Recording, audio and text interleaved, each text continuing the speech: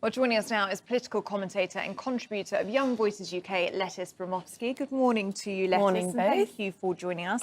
So, Home Secretary, you heard there, says migrants arriving in the UK legally could be deported as quickly as this summer. Yeah. That's just a couple of months' time. How likely do you think that is to happen? I think what we've seen in the front pages and through this press trip is really showing the government's commitment to this plan. They are very keen to see this pushed through, and they're very much taking a hard line with it. Obviously, this is going to come with significant opposition. Currently, the Court of Appeals has a challenge against the Rwanda plan, which will be taking place next month. And then we should be hearing a ruling on that in June, which is why they are very confidently right now saying we could see planes deporting people as soon as this summer.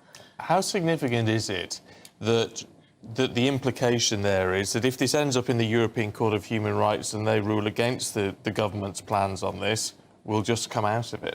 I mean, it's definitely significant. It's significant that they are taking such a hard line that they are willing to remove us from the European Convention of Human Rights and take the UK in a different direction.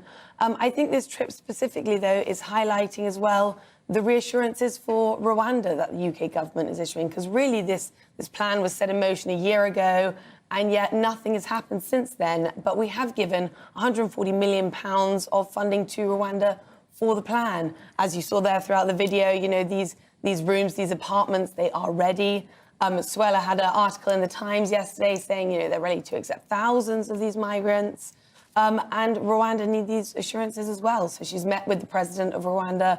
She's met with her counterpart in Rwanda as well. And they've signed this new agreement, which will essentially work to, as she said, close these loopholes so that anyone who's coming to the UK, whether their claim is through asylum, whether it's through the Human Rights Act, which will be things like modern slavery, or, you know, they have no claim at all, they'll be deported immediately to Rwanda and processed there. I mean, it sounds like tough rhetoric, but really it is another publicly funded visit, isn't it? As you say, it's already cost £140 million so far, but we saw Priti Patel on a very similar trip last April to Rwanda, and still not one person has actually been on that plane. I mean, there will be people who are watching and listening who just want to see a return on that investment. This is the second trip, and so far... Well, exactly. No From the return. footage, you can see it's all very, very joyful. Everyone's laughing. Swella's making jokes about how great the interior design is of these apartments. It's incredibly lighthearted. But just because she's there making, you know, a good press tour, showing good footage, it does not mean that this plan is going to work. And I think realistically, having agreements with France and giving them 500 million euros, as the agreement was signed just a few weeks ago, is going to be much more likely a deterrent than being able to push this through with really blunt force. OK, that's the government, the Conservative Party, dealt with for the time being. Let's go north of the border, should we, in the SNP. So, Yes. obviously, Nicola Sturgeon's, she's still in place, but she's going very soon. And now we've had 2 resignations this week, including her husband, who's gone. Is the SNP unravelling? I mean, it would appear so. They've had a significant number of senior people resign over these recent weeks. As you say, Murray Foote, who was their Director of Communications, resigned just this week over misconduct. We had her husband, Peter Murrell, resign.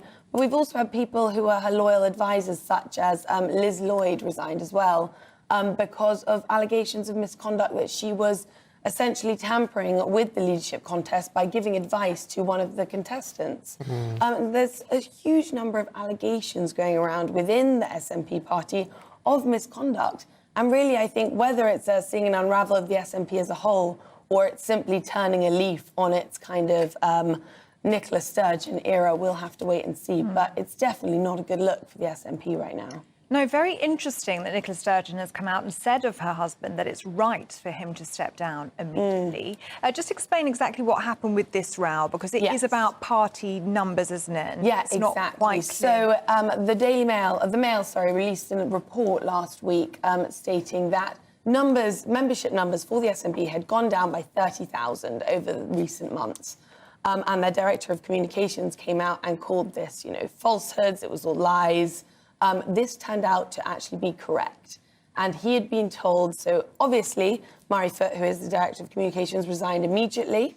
And he also slightly threw the SNP under the bus, saying that he was acting in good faith and doing simply what he had been told. Yeah. And so this is saying as well that they had been sort of fudging the numbers on these membership numbers, and this has now led to further allegations that perhaps this whole leadership contest is being rigged and that it should be restarted.